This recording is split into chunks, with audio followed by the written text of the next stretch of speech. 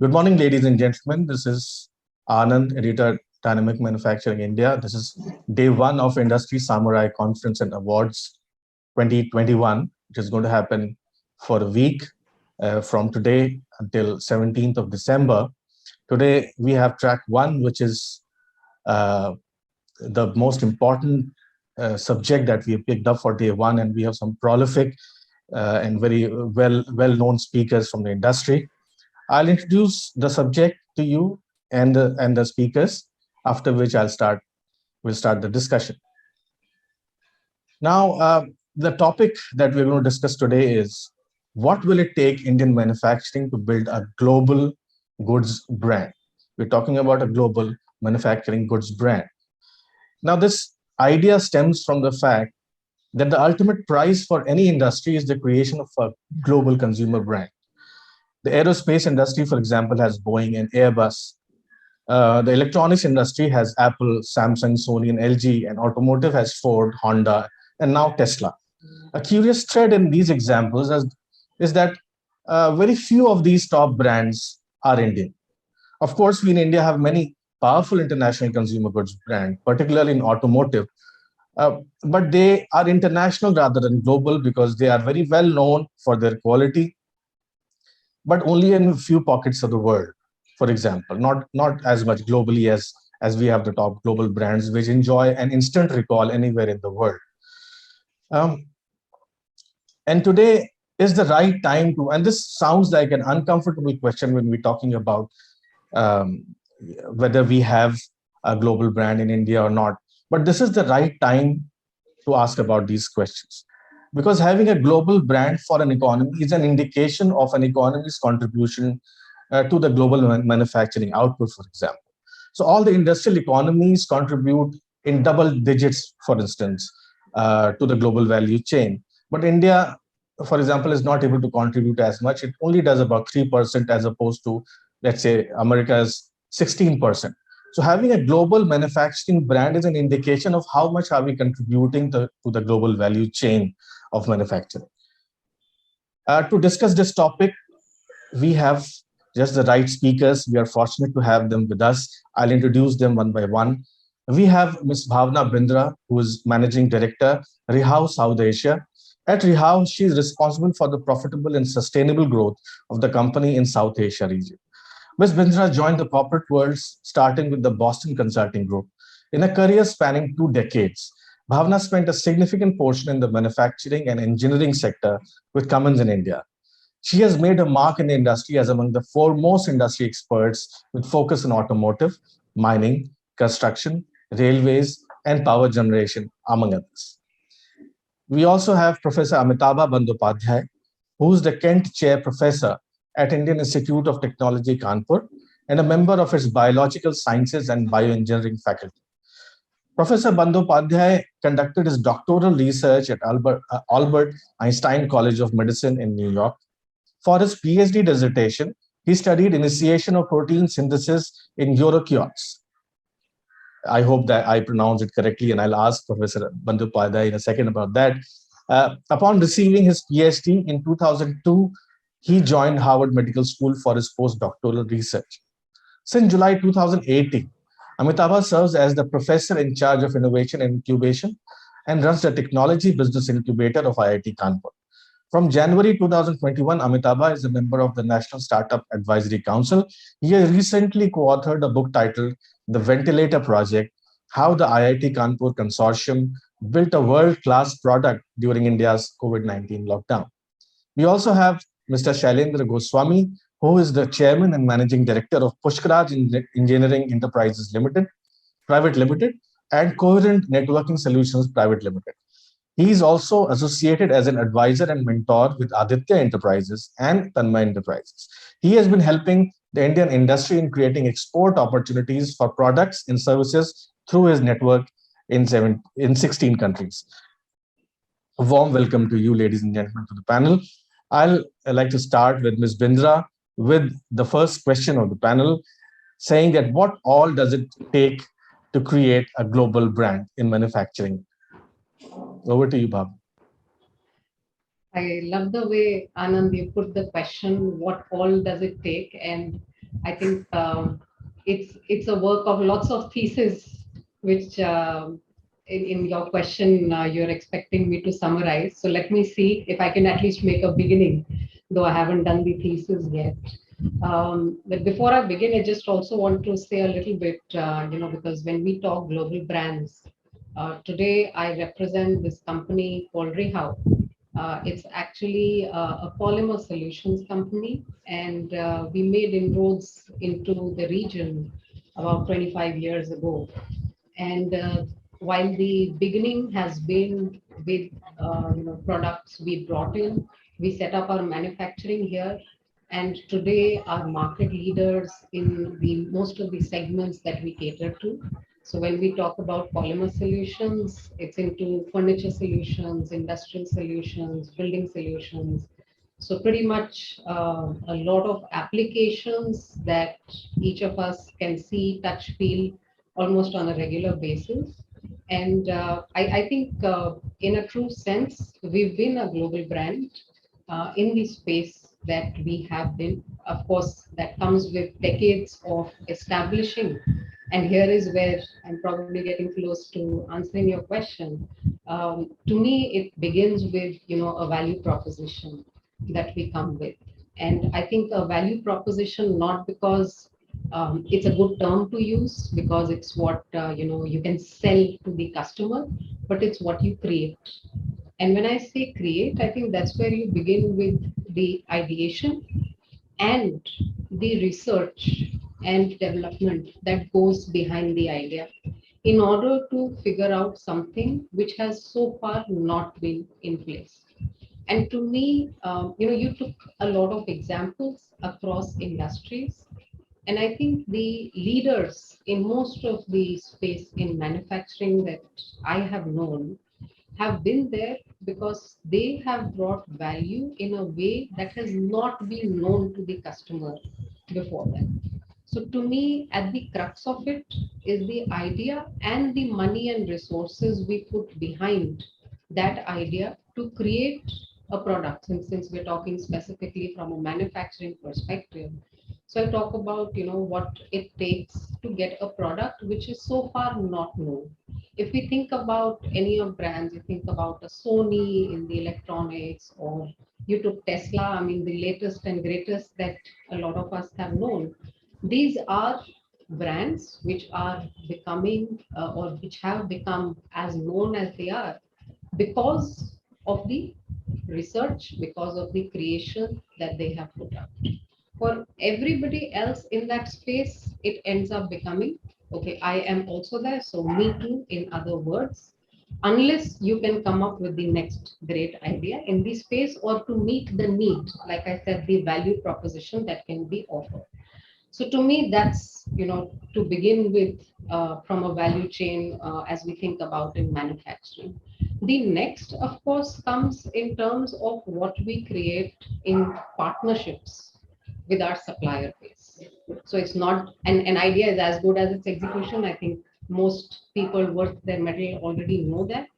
And as long as we have the right supplier partners identified and we have them with their skin in the game. And when I say skin in the game, it's not about, so I'm going to lose a shirt and a pant tomorrow, but it's about saying that I grow and with me, you also become much more stronger and a presence to reckon with. And I think a lot of global brands take their suppliers as partners and not necessarily just somebody who needs to sell me something. So whether it is in terms of technology that they assist them with, it is in terms of committing to volumes, in some cases even committing investments so that they know they are in it for the long run, and it is not a short term or a myopic way of looking at you or fleecing you as a supplier. So that would be how I would say from a value chain perspective as we talk about how global brands in this space have been built. And then of course, it's about which markets we target. And I'm not, the intent for saying that is not to miss the whole big thing around actually creating the product in terms of the manufacturing, but the intent is that if we are talking about volumes, a lot of the global brands, in terms of the space that they have created for themselves, and especially when I talk about, let's say, in the automotive space, right?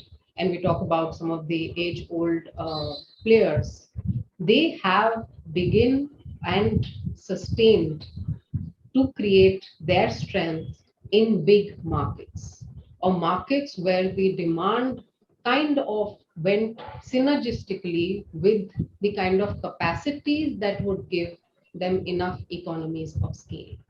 So to me, if let's say if we talk about the automotive space, right, and we talk about, if we talk about early 80s, and most of us know and have lived through that time, when we compare India, right, and where we were in terms of ownership on passenger cars versus, let's talk about, the US or some of the other Western countries, that was way ahead. So now we are talking about a company that made its presence felt in large markets and then went into other territories, having consolidated its presence in a large market.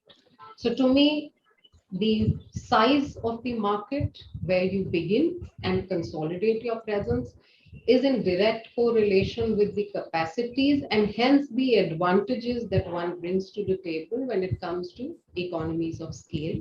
And that has been, to me, the third, and I'm not talking necessarily in any order, I'm just talking from a value chain perspective, but the reason some of the global brands have made it to where they have made it today in terms of what they chose as their markets of entry, of introduction, and consolidation before they moved on to expand and to grow and make their presence felt in other markets. So that would be a third.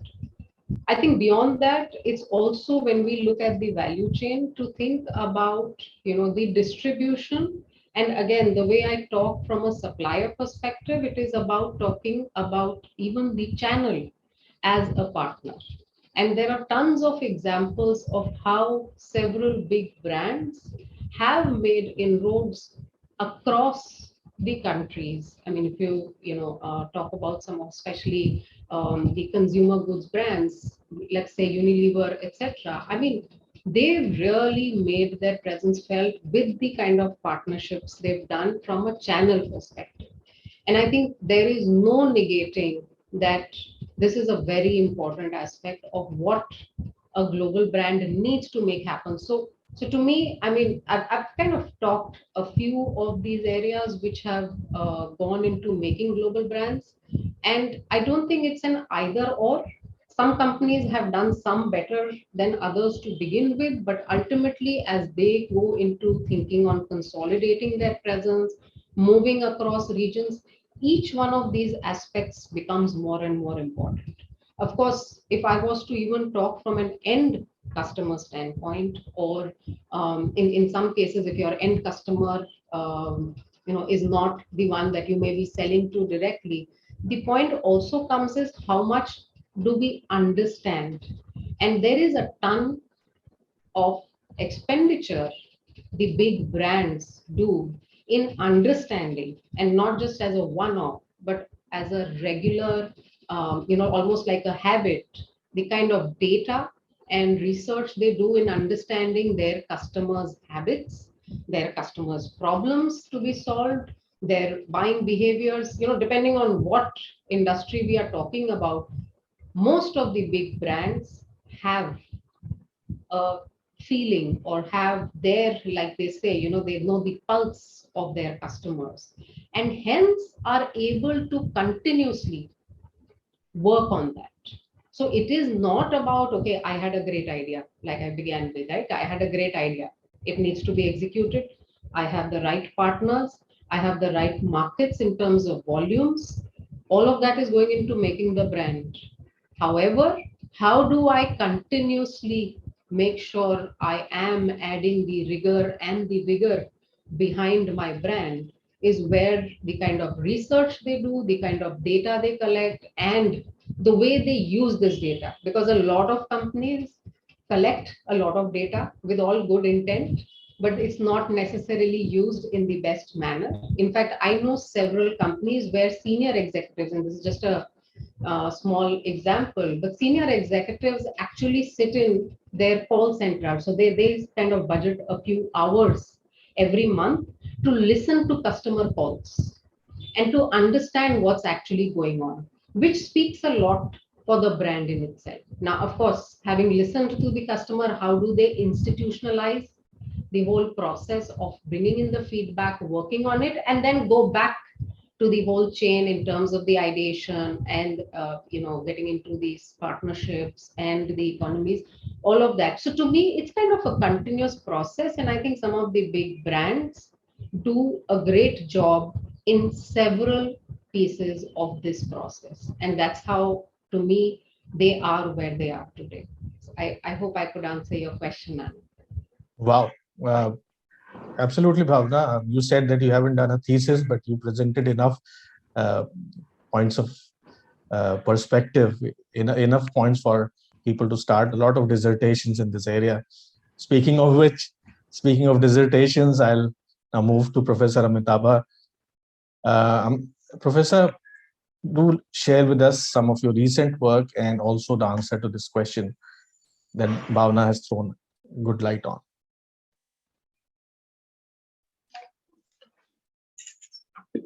So, first of all, thank you, Mr. Pandey and the Dynamic Manufacturing magazine for inviting me and giving me this platform. And thanks, Ms. Bhavana, for setting the stage. I will be speaking from a completely different perspective. So, as you might have realized, that I am basically a scientist. I do very basic biology research that is farthest from manufacturing as it can get. But because I run the technology business incubator of IIT Kanpur, perhaps the best manufacturing incubator in the country today, we have 129 companies as on today, and of which a good 60% would be in manufacturing sector. And these companies make outstanding product. They all make business, good business. In fact, our historical success rate today, 165, 180 companies have entered this incubator, graduated or continuing. Our success rate is close to 60%. When I say success rate is close to 60%, means that they have remained financially solvent after 5 years since the date of incorporation. They are not necessarily the unicorns, but they all have fairly good turnover, large number of employees, anywhere between 10 to 150 to 200 employees. And they bring in products in the marketplace. So that is the universe that I have seen, and I have now developed some idea about what makes them succeed and what are the challenges that they have. So let me tell you from that perspective. So see, like none of us spend a single paisa out of our pocket for a product that we don't need. Okay. So first of all, therefore, the products that are to be brought to the market should be products that for which the innovator did not feel that it is necessary, but the market feels there is a need for it. Now, when you enter that product, as of today, there are very few in the whole country that I know of, which are first of its kind in the whole world. If you are getting in, there will be similar products already out in the market. So then unless you have a differentiation, you are not going to get into the market. And the traditional mentality has been that Indian product, even if the quality is not good, if it is little cheap, it will work. But that is a thesis that I strongly contest. I do not think that is correct.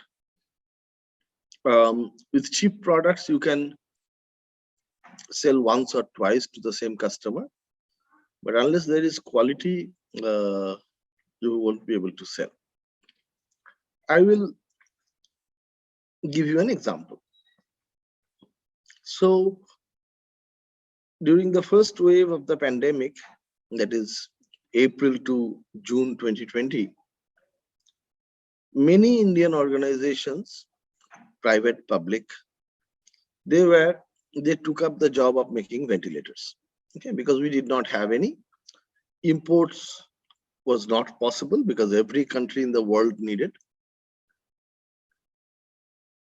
So making your own was the only option. Just like others, we also attempted. We made it. Some of the companies got very large orders from Government of India. Our company didn't. But because we had a very powerful task force with contacts in many places, so we could manage a few doctors, prominent doctors, to try them out, order ones or twos. So the company was selling somewhere around 100 ventilators a month between July 2020 and March 2021. Then came the second wave. And in the meantime, newspapers reported a whole lot about ventilators that did not work. Okay. Come March 2021, the second wave, whether it is government hospitals, private hospitals, individuals, everybody wanted only our ventilator. So from 100 ventilators a month to selling 100 ventilators a day is the escalation that happened. So the key to the success had been is that when these few doctors evaluated, as you know, that the doctors community is a very small community in the country. It's a well-connected community. So the word of mouth spread that even though it's an Indian ventilator, even though it is much cheaper, but the quality is as good as any imported ventilator. So the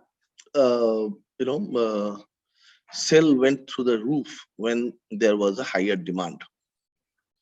While the other companies, I don't think they had any demand in the second wave. I do not have their demand data, but I am reasonably certain. Now, see what did it take to get that sell. If the second wave did not come, this company would not have been able to sell. This company would have been dead, simply because there was no demand. Today, they occupy only a one-year-old company. They occupy 18 to 20% of the total ventilator market share in the country. Under normal circumstances, this would not have happened because the imported ventilators would continue to dominate the market. Why? Because when it comes to medical devices, the doctors are finally responsible for the life of the patient. They simply cannot afford to take a chance on a device which may or may not work. They need solid confidence on that machine, which comes from third-party validation and certification. Now, normally speaking, you will go, any hospital you walk in, any equipment you take a look at, they will be FDA or CE certified. Now, that is not a very easy thing to accomplish sitting in India. It is expensive, time consuming, very, very process intensive. So what is needed on an urgent basis is a very efficient, strict, but friendly testing and certification regime, not just for medical devices, but for any manufactured product. Because until and unless the consumer will have confidence in the product, they will always think that it is reasonably priced because it is not as good a product as an imported one. So this mindset of Indian consumers can be countered if and only if there is a solid mechanism to assure customers about the quality.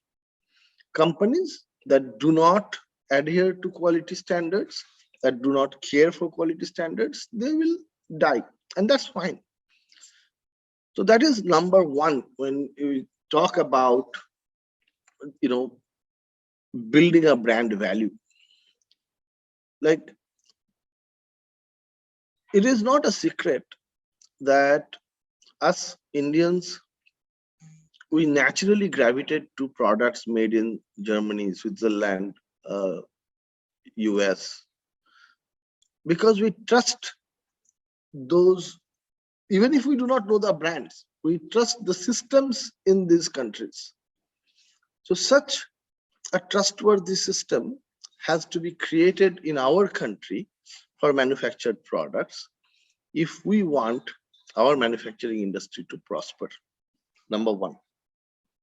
Number two, I will not name, but all of us, when we go to a hotel, we have seen that there is this bedside tea kettle that they provide, and it's ubiquitous, right? That means it is not really a very difficult product to make. Now, I needed one. In the campus, there is a shop. I just went and picked the first product that I found. It's an Indian made. When I came home to use it, I realized that no matter what song and dance you do, you cannot pour the last 10 ml from that flask. The design is such. I do not want to generalize it, but even if this is one example, and by the way, it's from a very reputed Indian brand, this company should have thought 500 times before they put out this product in the market. They have absolutely no sensitivity towards, efficiency and functional design. Now, this is not a problem of that company itself. When I try to help our 65, 70 manufacturing companies with, fundamental concepts on design for manufacturing, go to a good design company, not the design in the sense of website design or flyer design, like industrial design, machine design, design for use, ergonomics. There are very few, you can count in one hand how many organizations are there in the country. Because this, as Bhavana ji also mentioned that R&D kind of comes as an afterthought in our country. People think that we just need to sell. Like this typical trading mentality is so overwhelming that the finesse of product development always takes a backseat. You know, we have seen that, you know, like a brand like in this room, almost all of us have grown up seeing only ambassador car on our roads. Today, that brand does not even exist because of lack of R&D, lack of innovation. And this is systemic. And this is where I feel that the institutions, research institutions, now thanks to government support, all the good institutions have very, very good incubators. They're well equipped, well funded, very good networked, and they're grooming good companies.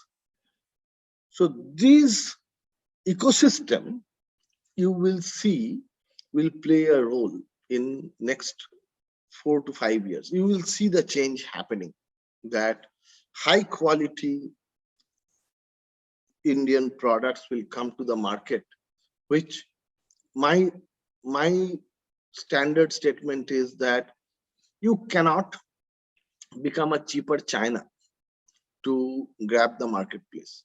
What we need to aspire for is to become a more reasonably priced German or Swiss product. And I think that we will be heading towards that. Government has done a lot of things which at present might feel a little painful, but soon when few other pieces of the puzzle are in place, you will see the beauty of the ecosystem. That is, one thing that you may not be using a lot is called government e-marketplace or GEM. For all government purchases, now you have to operate through GEM. There are problems with GEM, a lot of problems. I know that. We are constantly having dialogues with them, they listen. But government is a major consumer in this country, including that of hardware products. So if high quality products are developed and they get the market that they require, then you will see that more manufactured products will come to the market.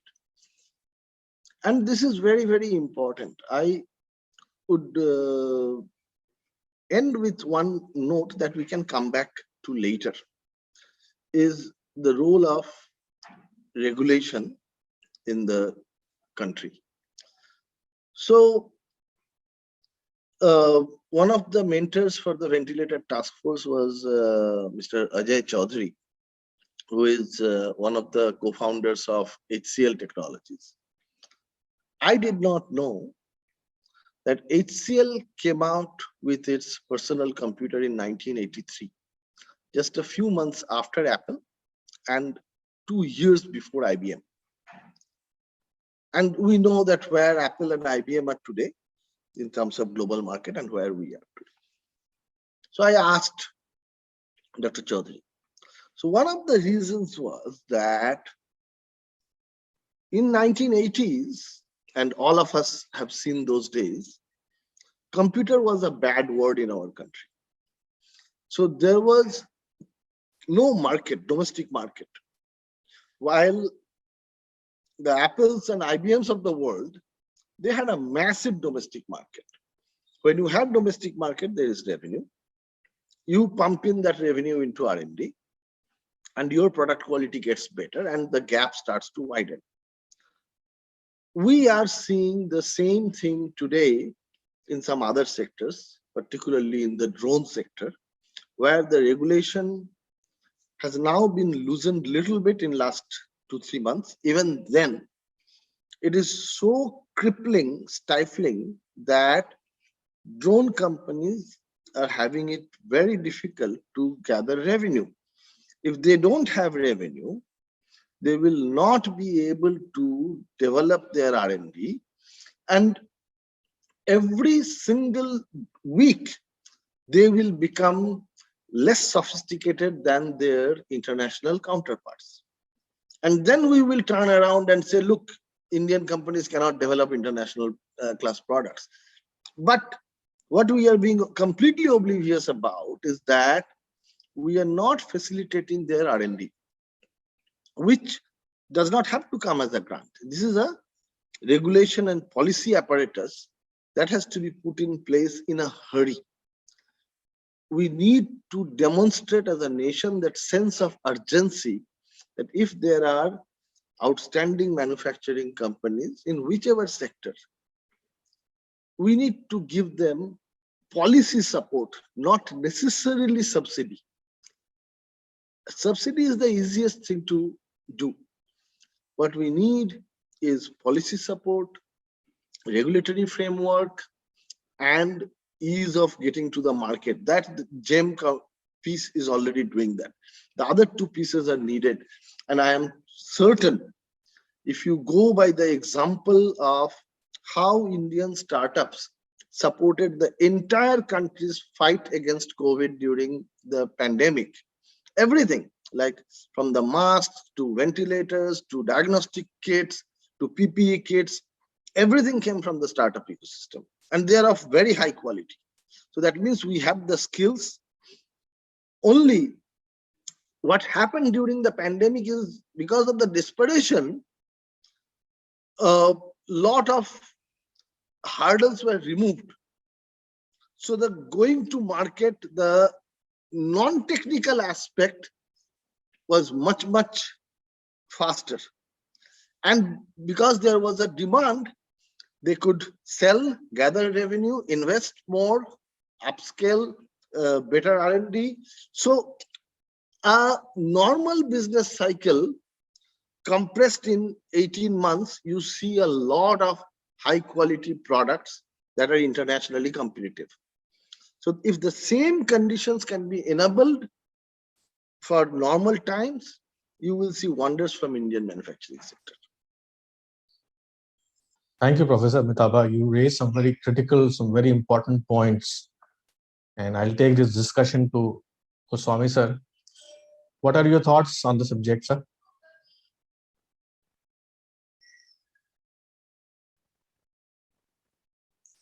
So you mute.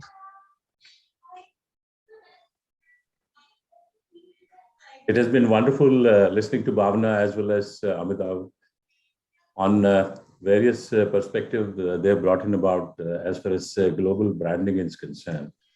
Well, the topic, as Bhavana said, that it's a huge topic, very, very loaded question, Aanand, that you have asked. And certainly we'll try to do justice to it in few minutes, which you have allotted to us, of which we have already exhausted 45 minutes. And I think we need to leave something for the audience as well.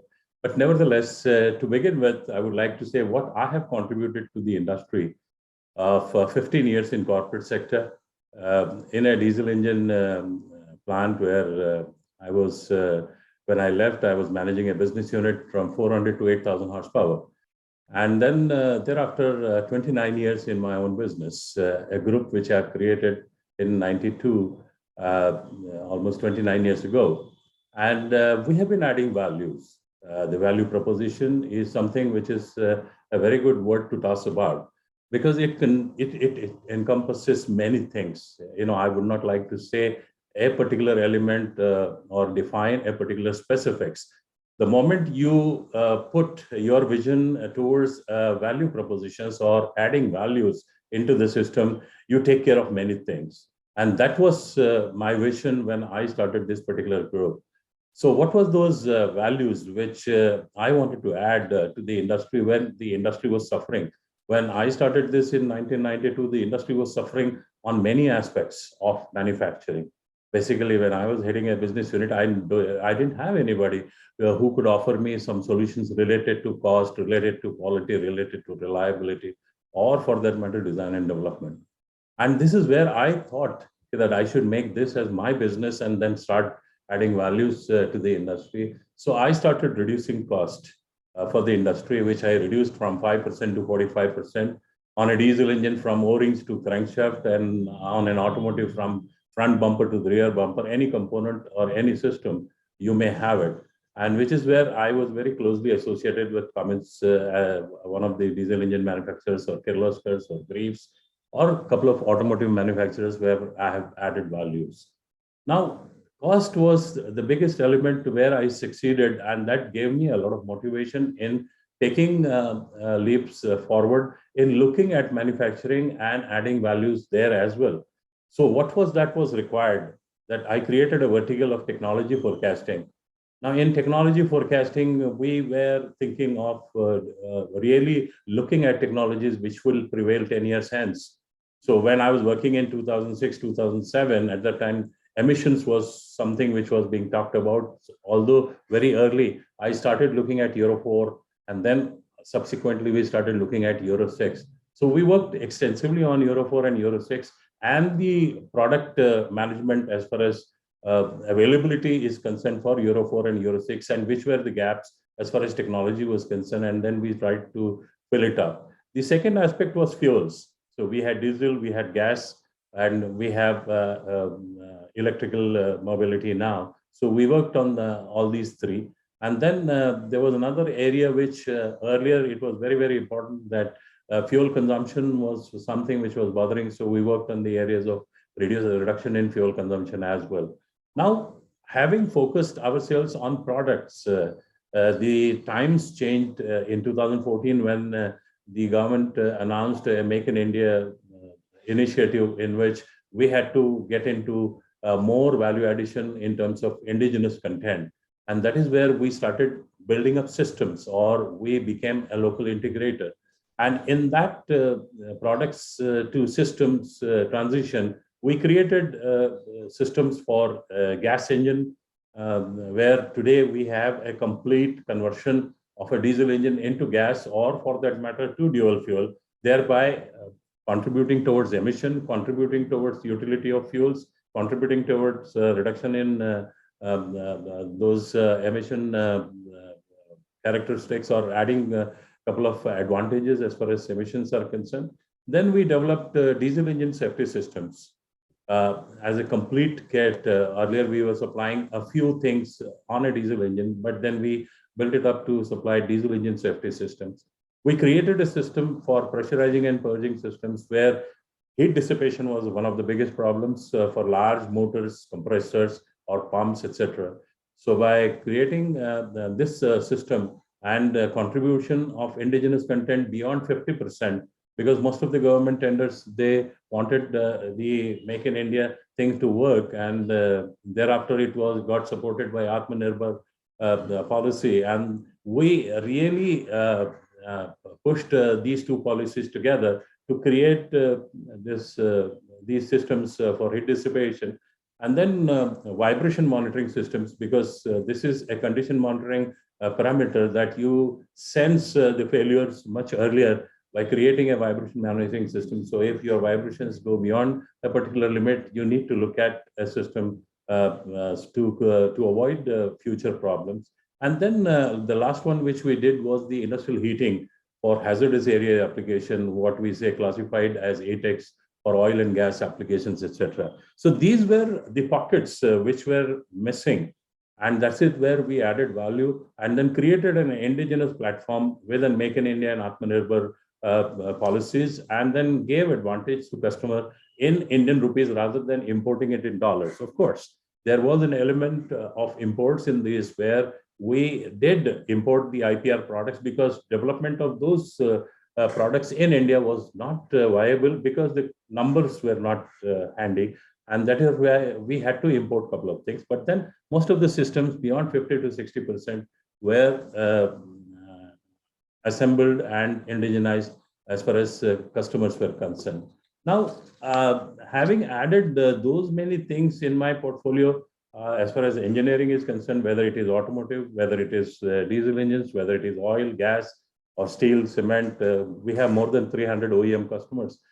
I could realize that we were always focusing inwards. So when you say what it takes to become a global brand, first of all, we have to change our mindset that we have to think outward. Typically, if you really ask 9 out of 10 entrepreneurs in India would prefer to concentrate or focus on the indigenous demand because that is pretty well, meaning it is quite high.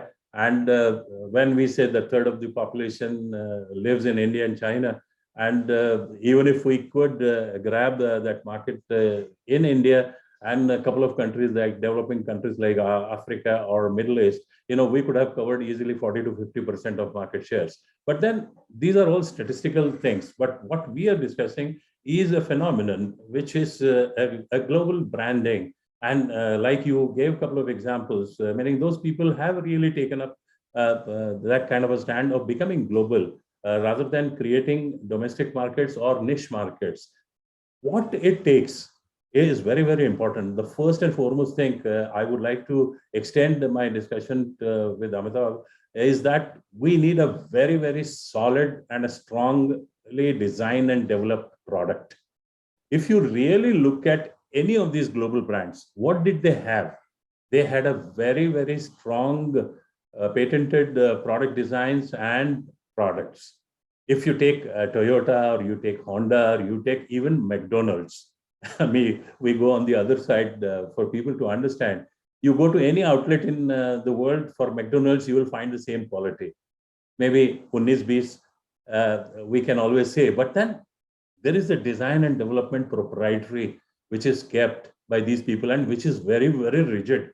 You cannot change it. For example, we take Maruti Suzuki. They adopted Suzuki designs, but to change a particular dimension in a drawing for Suzuki is impossible. So that proprietary is created by the owner. Maybe it could be Suzuki, it could be Toyota, or it could be Honda. So first and foremost, what it takes when you say, I personally think that there is a lot amount of energy these people have spent in research and development. And the budgets which those people have it for R&D, I don't think we can even imagine. And this is the priority which these people have given. Now, to corroborate that design and development further, meaning if I take Toyota or Honda, they didn't have a lot of domestic market. So they had a vision of going global. So what they did is that they added manufacturing to it. So they developed the global manufacturing practices. Today, even we follow in India also Toyota manufacturing practices. So they designed and developed a complete manufacturing package, which nobody should be able to change it to come up to that particular product, which is designed and developed so nicely and so efficiently. Now, one by one, if we take the total culture of Japanese, if I take Japanese as a good brand as far as automotive is concerned, they have defined the product in R&D, they have defined the manufacturing as far as creating that particular product is concerned. And the third aspect, that they have spread it out around the globe. So in India, they gave a product, they gave a manufacturing standards, they asked people to manufacturing. Now in manufacturing, that includes the infrastructure also. Okay, how should that be, how that layout should be there, how the quality norms should be there, a total quality management principles were laid out, what kind of machines should be there, what kind of tolerances should be added. It's a complete package. So what it required was a domestic presence somewhere in India, somewhere in America, somewhere in other countries. And that is how they started creating. To add to that, when we talked about the product, we talked about the manufacturing standards, we talked about their culture, and we now are talking about their marketing. The kind of marketing strategies these people have designed, in which it includes the distribution part of it, it also includes their supply chain management, and it also includes their logistics support. So I'm combining all these three together because they become more of a administrative functions beyond development and manufacturing. So if we really see, we see excellence in all these 5 functions as far as the global brands if I talk about one particular automotive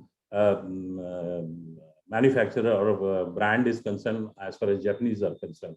So these 5 things put together have created that global brand, and then they have virtually made their presence felt everywhere in the world. And I think, having said that, I cannot discount what we are doing also.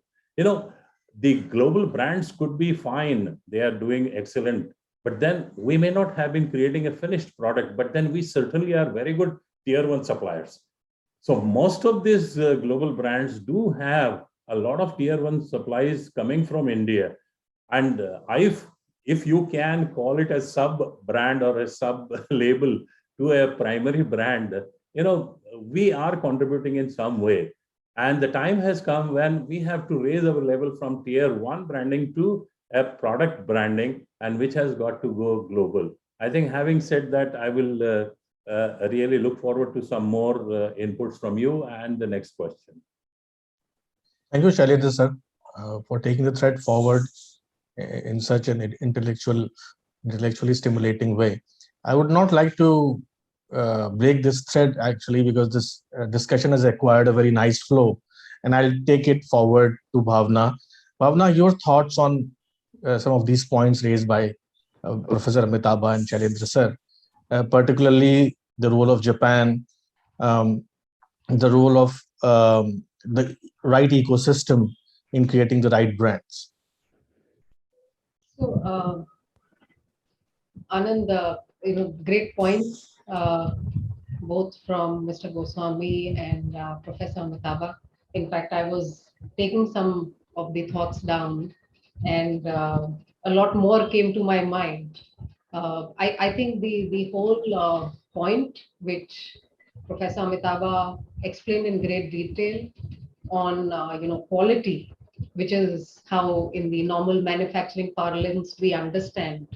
You can build a brand, but to keep the kind of reputation that you have, that is the cornerstone. And I think as we talk Japanese, and I know a lot of us own stuff which may be designed or in some cases even manufactured, we do, kind of have a lot of faith from a quality perspective, and that definitely goes a long way in building the brands that have made a mark.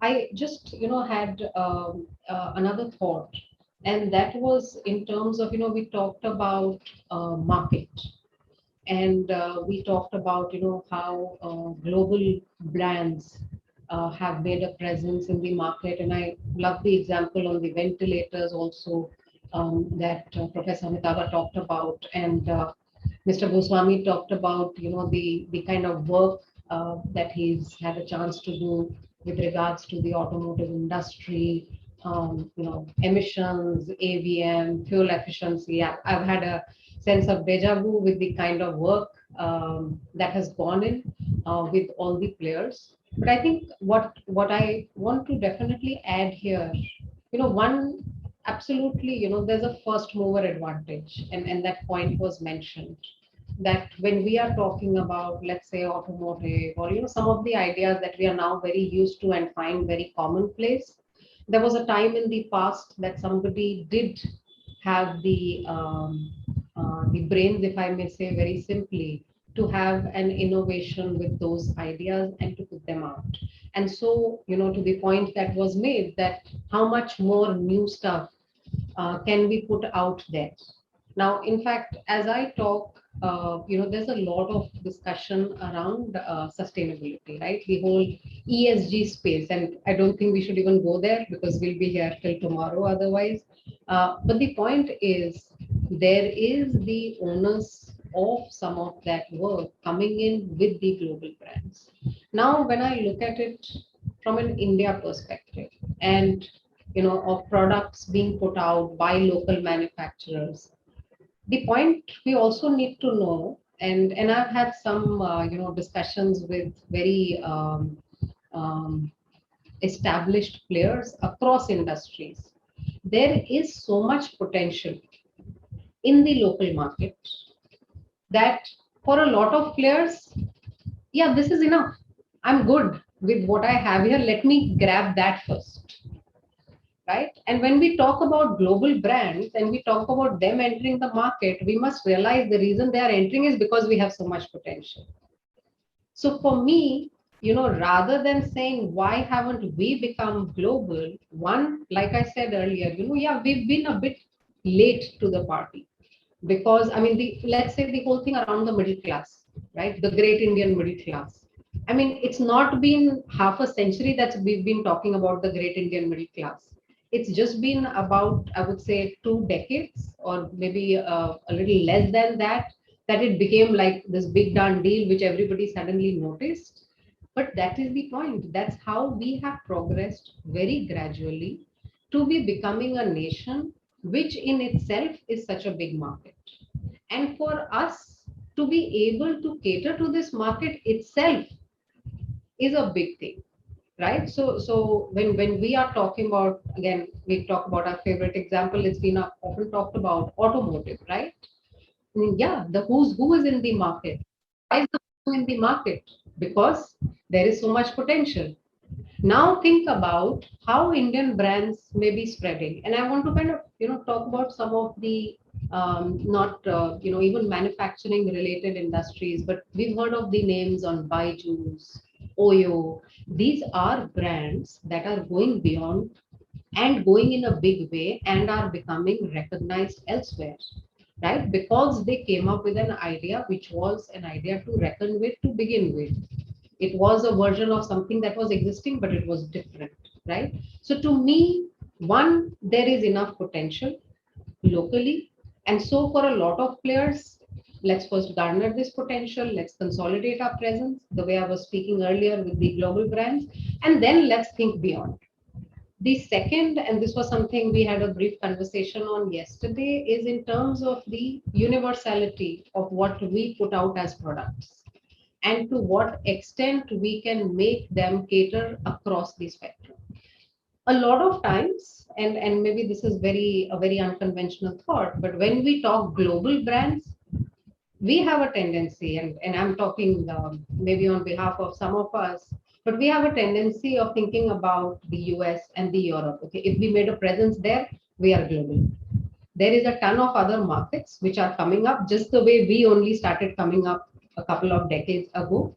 And there are Indian brands which have been making their presence felt in those markets. Whether I talk about the Southeast Asia, I mean, you go there and you see Indian brands on the two-wheelers, or if you go to some of the African countries, you see Indian brands, right? So the question is also to redefine what we put as aspirations with the kind of products that we are putting out. If there is a market which is used to a certain value proposition, and now this is the third time we are mentioning that term, but there's a market which is used to a certain value proposition, for them, what we make may not always work. And there may be a large set of markets for which it can work, right? So for me, it is important that yes, we cater to local, we expand beyond the local, and we also start rethinking on what global means for us. And that to me will be very critical. The other point that I would also want to take is, when we talk from an R&D or a skill sets perspective. Okay, so why aren't we making universal products? First of all, because we have a local market big enough to cater to. Secondly, yes, as long as there is a push or there is a demand, there is this whole urge to invest in R&D. And I love that comment that I think Professor Amitabha made, that we have this trading mentality. Absolutely. In India, it's always about pushing. Sales is all about pushing. I've got something and I'm going to make sure somebody picks it up. It is not about, like it was rightly said, the finesse of developing a product. And this is also reflected in the way we look at, the skill sets, our education system and the skill sets we are generating. Today, the number of BTECs and the value behind the BTECs that we put versus, let's think about MTECs, and how much value do we associate with them. Again, take it a step further, and Professor Amitabha, I'm sorry, I'm stepping into your territory. I'm probably not the best person, but just a layman's or a laywoman's view. PhDs. I mean, I'm just thinking from the perspective on the kind of demand, respect, and passion that's associated with that level of a degree anywhere in the developed world. Or let's say, let's talk about US, for instance, versus where we are in India on that. And all of that is because when we are putting out products in the market, we are thinking about, okay, let's just get this moving rather than, okay, let me invest to get to the next gen. So for us, it's okay with where we are and we can do a little bit more. It's not about a long term thinking about spending energy on the next innovation. But yes, I agree with the comment that was made earlier. Over a period of time, this is going to change. Not for nothing do we have the kind of startups and the money that's flowing in. But the point is, yes, it's begin later than what we have seen in the rest of the world.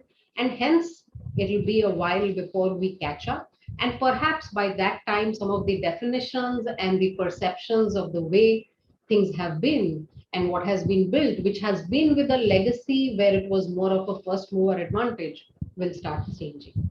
So, a few additional thoughts, Anand, from my side. Thank you, Bhavna, for amazingly structuring this discussion and nudging it in the right direction, I would say.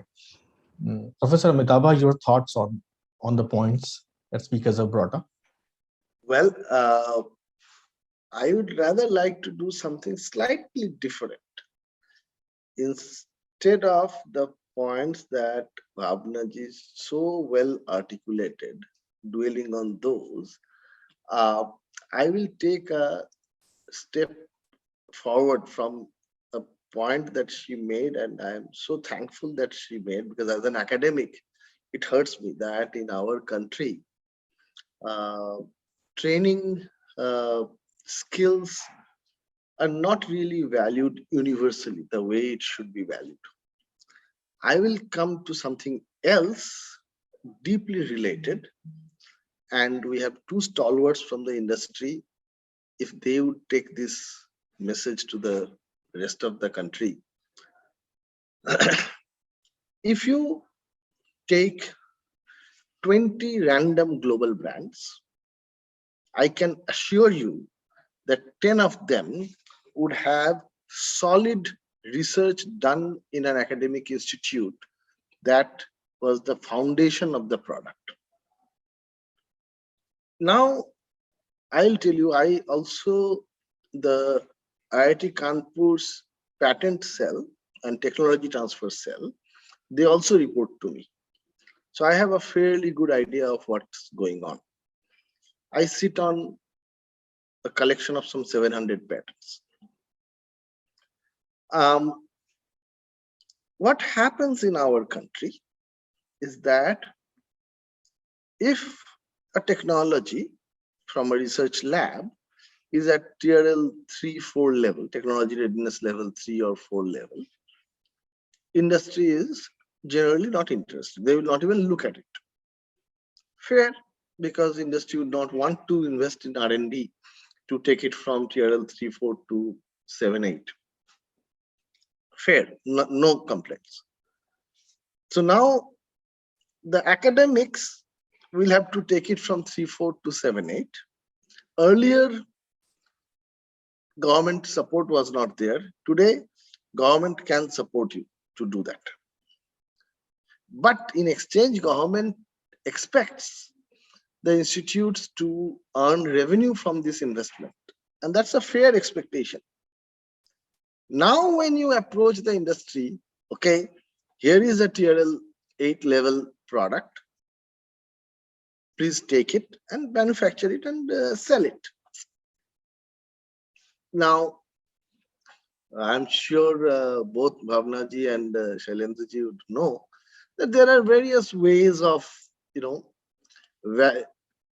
ascertaining value of a technology. There are many different ways. You do all of that, you invest money, you bring in experts, and you do all of that. And then you tell the industry, okay, so you are interested. Here is the valuation we have arrived at. Let's proceed. Typical response we will get from the industry is, these valuations are very subjective. We can give you 5 lakh rupees. Okay. This, I do not know where it exactly stems from, but in general, disregard for skill, IP, R&D is something to be, like taken care of collectively. I would not say that academia is blame free. We are to be blamed. We are extremely slow. We are extremely bureaucratic. And we don't really have a drive for product development. We are very happy to do research and keep on doing research. These are our problems. But I can say that that mindset is changing very slowly. As a basic scientist, I do value basic research, absolute blue sky research, research for the sake of research. All of that is fine. If every academic institute, only 3 to 5% of the research is geared towards product development, the whole scene will change. And that is slowly happening. And slowly the industry is also, to share a secret, we are now doing things differently. As I head both the incubator and the IP cell, so I have visibility for both. And the young innovators, they have a whole lot more respect for technology, IP, entry barrier, and all of that, because they themselves by definition are innovators, right? I am trying to marry these two, and lately we have gotten quite a lot of success doing this precisely. And I would not want to belabor on all the other points, because both Shailendra ji and Bhavana ji, they are the stalwarts. They have already covered it all. And I just thought that from an academic perspective, how things are changing and what will eventually impact. See, like slowly you are seeing that all the pieces of the puzzle are falling in place. But I completely agree with Bhavana ji that we have arrived here at least 30 to 40 years later, at least. Okay. We won't be able to cover the ground. What we need to do is that in the newer technology segments, we should not be playing the catch-up game.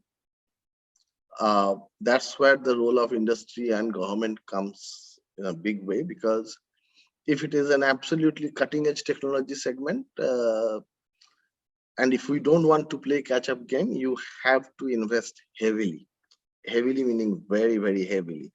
Else we will keep on playing catch-up on every frontier, and that's not a very healthy sign. But the rest, things are going to change. And my ambition as a keeper of the startup innovation entrepreneurship ecosystem is to create such products from India which will have very broad acceptability in the international market. And there is a room where we can fit in very nicely. I am slowly seeing that happening. A lot of interest in our products from international players. Some tweaking will be needed for that market, But the reverse is also true, and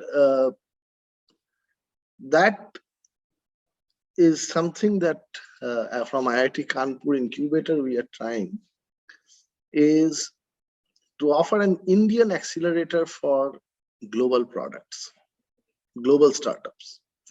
So some of these global startups have really high end products, but those are not affordable by 2/3 of the humanity. And in India, we have this ability to conceive and develop products at a much lower cost. So if they can be the guardian of quality and we can bring in the cost optimization part, together we can create products for which are high quality but affordable. And if this happens in the middle of Indian startup ecosystem, which is what I'm trying to do, then that will spill over to our startups as well. And as a result, you will see, quality consciousness, R&D sensitivity, and all of that. And as I said, that I am an optimist. I think in another 3 to 4 years, you will see a lot of good, high quality Indian products coming to the market. And it is also, I'm really sorry, it is unfortunate that I will have to run actually. I am committed for another very important engagement. So I will not be able to be with all of you for the final part. But I would request both Bhavana ji and Shailendra ji that please let us get in touch. We can certainly benefit from association with you. And Mr. Pandey, if you would kindly introduce us, that will be very good. And with utmost apology, I will have to take your leave. Thank you, Professor Amitabha, for your valued time and giving us at that optimistic note towards the end. God knows that we need a lot of that in today's day and age. Yeah, sure. Thank you. Shailendra sir, your thoughts? You mute, sir. Sir, you'll have to unmute yourself. Always, yeah. Well, there are a couple of points I would like to just extend what Amitabh ji had said on the industry academia front as such. Being a member on advisory boards of a couple of institutes here in Pune, what we have done as an industry perspective is that we have created that industry academia partnerships, and where industry as well as academia, they vibrate and they create an ecosystem in which we understand each other's needs. Because today what is happening that in isolation, we create graduates and industry does not feel that there is a fit. So why not industry proactively get into participation with academia and then create that kind of a package in a student that he could be suitable or directly absorbed on a job or things like that. So industry academia partnership is certainly there, and most of the colleges so far, maybe it was existent in the premier institutes, but today even at the district level colleges or engineering colleges or management colleges, these things are prevalent. The second aspect which I from industry when talking to the academia have been advocating is that there are no jobs. There are not enough jobs. So there has to be a change in mindset to become an entrepreneur. Rather than seeking jobs, try to give jobs so that the balance we can strike. And most of these students today are having that orientation toward entrepreneurship, and certainly they lack that kind of a training to become an entrepreneur. This is where, again, the industry has come forward, and a sort of a consortium has created some kind of center of excellences where industry, academic institute and government body come together and set up a center of excellence in which we do so many exercises having simulated the innovative products that the students have designed, and students are getting that kind of a confidence to really become an innovator or to become an entrepreneur. There is a small incubation center also which is getting established, and that incubation center gives them the first start as to how to run a startup or things like that. So maybe not to the level of IITs, which is being done, but then certainly at college level, that kind of acknowledgement has already stepped in. And every college, or for that matter, every institute of repute is thinking of adding values into the students' curriculum and syllabus, and thereby making them job ready or ready for the entrepreneurship exercises which they are taking. Having said these things in continuation to what Amitabh had said, I would like to also get into that aspect. I think somewhere down the line we discussed this, that what is global means. Meaning when we say global, whether it means America, whether it means Europe, or whether it means what. And the second question naturally is that why global? Meaning, is that something which is ultimate that people would like to do?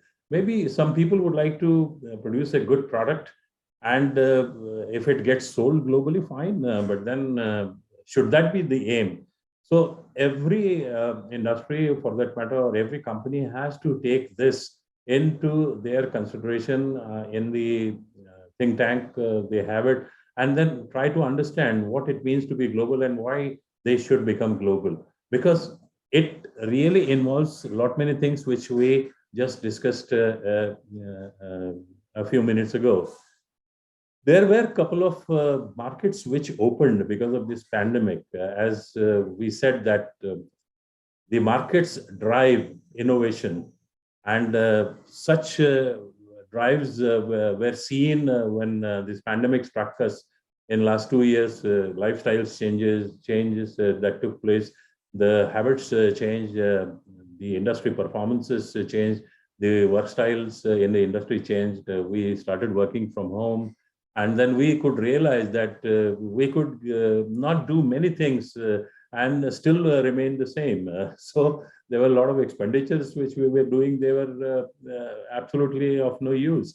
And that self-realization has come about. In this conundrum, something emerged out that was e-commerce. And I don't know whether we should get that into the kind of a product or service that one is really looking at. And e-commerce really hit the nail. And a company like Zomato became global just within no time period of 2 years. Maybe pre-COVID, we were not used to so many e-commerce platforms as much as we are now used to. Even if we have a choice of going to the markets and then doing our own purchases or buying, but then we still resort to online purchases because they have become more fluent, their quality is good, the delivery is good, the prices are good. In fact, prices are more competitive. So a company like Zomato has become suddenly, I won't know whether it should be called as global, but then certainly they have become international. It has gone beyond India as such. Now, manufacturing, when we have been discussing, and the excellence in manufacturing that we have been discussing, 10 years ago, when we used to travel overseas, people never really took us very, very seriously because we did not have that kind of a standard as far as manufacturing was concerned.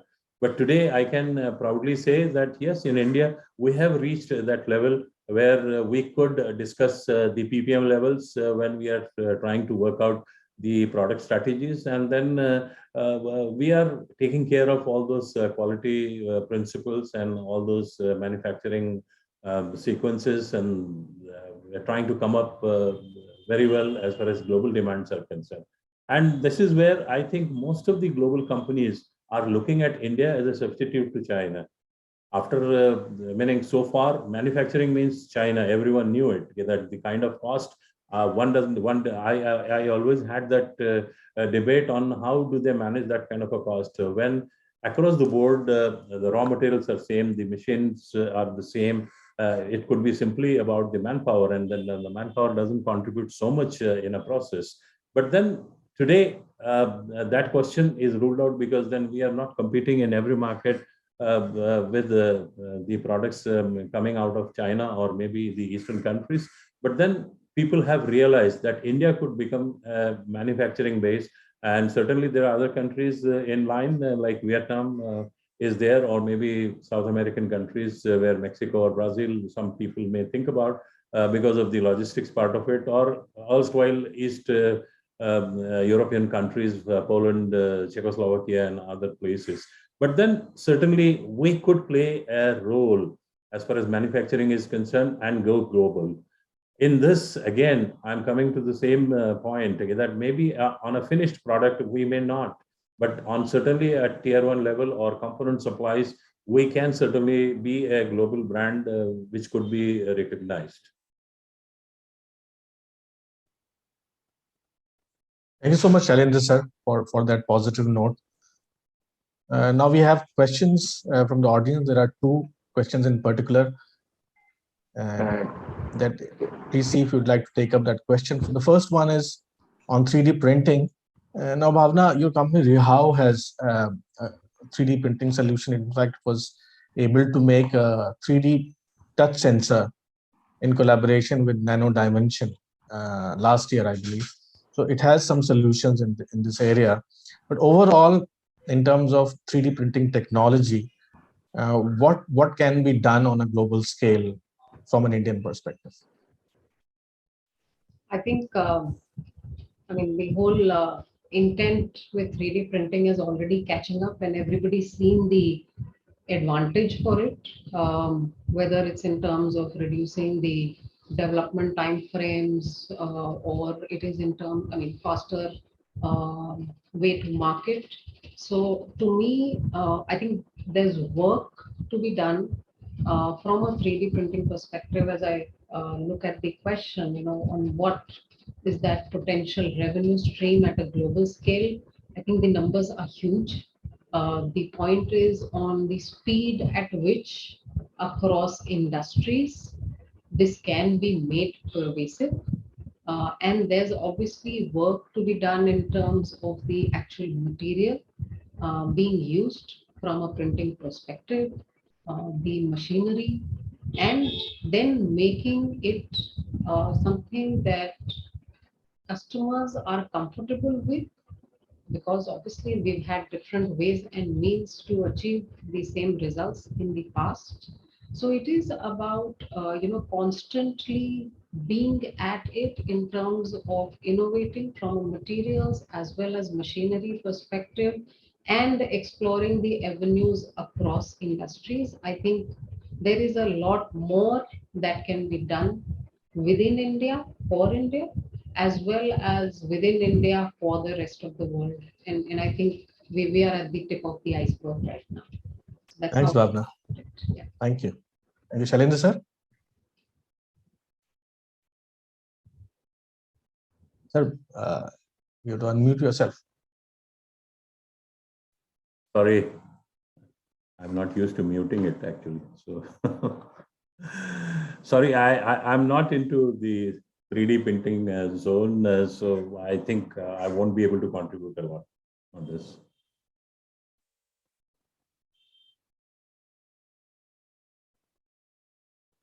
You have to unmute. Aanand, you have to unmute. Oh, sorry. So the next question is from Raghavendra, and that is based on one point that you raised during. So you said that, you know, Toyota management system, for example, is a great thing from Japan that has influenced product development all over the world and manufacturing as well. The question from Raghavendra is that Toyota management system is being used on all big brands, How to bring these systems to MSME, which is the backbone of Indian industry? As I see, even a good initiative like Z program has failed. And I think he's talking about zero defects in program that was initiated under the Atmanirbhar Bharat scheme. Your thoughts? Yeah. The thing is that Toyota management system or manufacturing system, certainly what he says is absolutely right. that it was created by Toyota, which is a global brand, one of the world's best car manufacturers. And naturally, it involved many aspects. And for using that system in toto as it is going to be a challenge as far as MSMEs are concerned. So we have to scale it down. We have to take the crux of that, or other philosophy of that Toyota manufacturing, which defines what should be the process, how should be a layout be organized, how should one look at the inventory, how should we break up that inventory, what are those inventory turns that we need to put it on shop floor and we need to put it in stores. What kind of a quality one is required to look at on each step of manufacturing and things like that. Now, to simplify for MSME, if we really build up the accreditation standards, what we have it as ISO 9001 for manufacturing, it could be 14001 for the company, it could be a different one. Now, these standards, they certainly talk about the processes or the activities that you do, you document it. And the moment you document it, you keep on doing the same thing what you have documented. So it is the repetitive accuracy with which, if you do that kind of a process or incorporate in your manufacturing, I think you should be able to sail through. One has to take that, it's like a Taj Mahal. Everyone doesn't live in a Taj Mahal. So you have to scale it down to the level of MSME and then take the best out of that.